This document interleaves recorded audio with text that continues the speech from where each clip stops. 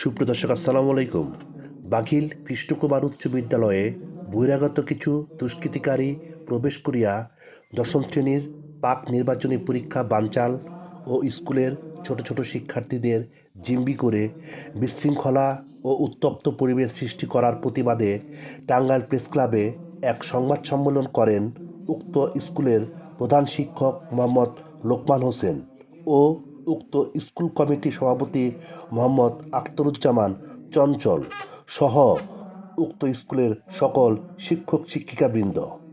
চ্যানেলটি সাবস্ক্রাইব করে খবর ৭১-এর সঙ্গেই থাকুন। দেখুন সংবাদ সম্মেলনের বিস্তারিত। টাঙ্গাইল প্রেস ক্লাব হতে আহমেদ শিপলু, খবর ৭১, টাঙ্গাইল।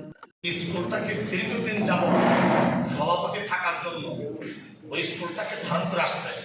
তাদের একটা গোত্র আমার সাথে প্রতিদ্বন্দ্বিতা করছে তীব্র। শুধু প্রতিদ্বন্দ্বিতা করে নাই, তারা এখানে প্রবীণ মাস্টার আছে, এখানে ফরাজ স্যার আছে, তাদের পাশে যে হুমকি দিচ্ছে যে আমাকে ভোট দেওয়া যাবে না। ওই পক্ষটার ইন্ধনে এই মানব বন্ধনের সৃষ্টি এবং জোরপূর্বক স্কুলে ঢুকে স্কুলের সুনাম নষ্ট করার জন্য, স্কুলের ভালো রেজাল্ট করার জন্য আমার স্কুল 96% রেজাল্ট করছে। নেপথ্যে ওই গ্রুপটাই আছে। পাশাপাশি সাবেক এক চেয়ারম্যান আছে, রফিক চেয়ারম্যান, সেই বাজারে বসে লোকজন চাপাই দিচ্ছে কমার মতো ছাত্রদের তাদের সাথে একীভূত করার জন্য, মিছিলে মানববন্ধনে বা সহিংস আন্দোলনে এক করার জন্য তাদেরকে স্কুলে ঢুকতে দেয় নাই, পরীক্ষার হলে ঢুকতে দেয় নাই। যে হেডমাস্টার আমাকে বলে লাইনে যেটা দেখছি, অভিযোগ কি মারু এই স্কুল আসতে পারবে না। আচ্ছা, মারুফের অপরাধ কি?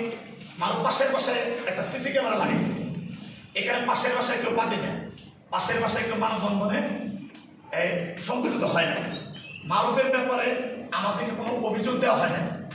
মারুফের বিষয়ে ইতিপূর্বে আমি সভাপতি হওয়ার আগেই মারুফের কিন্তু কর্মরত।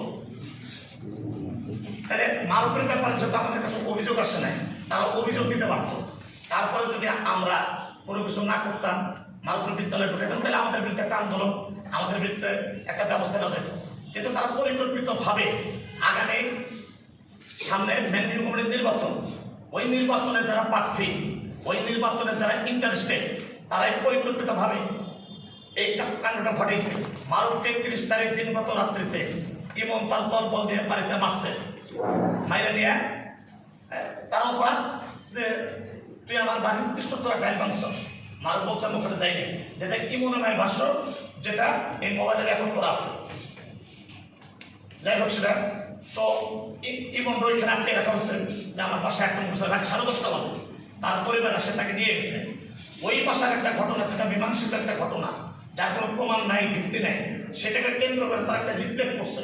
সেই লিফলেটটা ফেসবুকে ছেড়ে তারা সাংবাদিক থেকে মানববন্ধন করছে। এই মানববন্ধন নেতৃত্ব দিচ্ছে কে?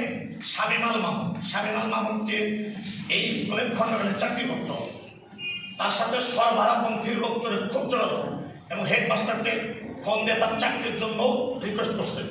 আমি সেটাকে বন্ধ করছি, এই জন্য তারা আমার উপর তারা আমার নামে মামলা দিচ্ছে। শুধু মামলা দেয় নাই, পত্রিকায় লিখছে ১ লক্ষ টাকা ঘুষ দিয়ে ১২ লক্ষ টাকা নির্ধারণ করিয়া আমাকে চাকরি না দিয়ে অন্য মানুষকে চাকরি দিচ্ছে। সেটা পিবিআই তদন্ত করছে, তার মামলায় প্রমাণিত হয়েছে সে জাল করছে। আমরা তার বিরুদ্ধে একটা জাল মামলা করছি। সেই স্কুলের উপর ক্ষিপ্ত। ইমন কেন ক্ষিপ্ত? ইমন স্কুলের ভয়াবহ মারপিটের কারণে, বহু অপকর্মের কারণে ইমনকে ৮ম শ্রেণীতে থাকতেই আমি সভাপতি হওয়ার আগে তাকে টিসি দিছে। সে একটা ওই এলাকায় জানলেই হবে যে ইমন আসলে কি করে, তার পেশাটা কি, এটা এলাকাবাসী সাক্ষী দেবে। এটা হচ্ছে পরিকল্পিতভাবে। মাল তো আমাদের কেউ না, কাজ থাকলে হেডমাস্টার সাহেব ডাকে, কাজ না থাকলে ডাকে না।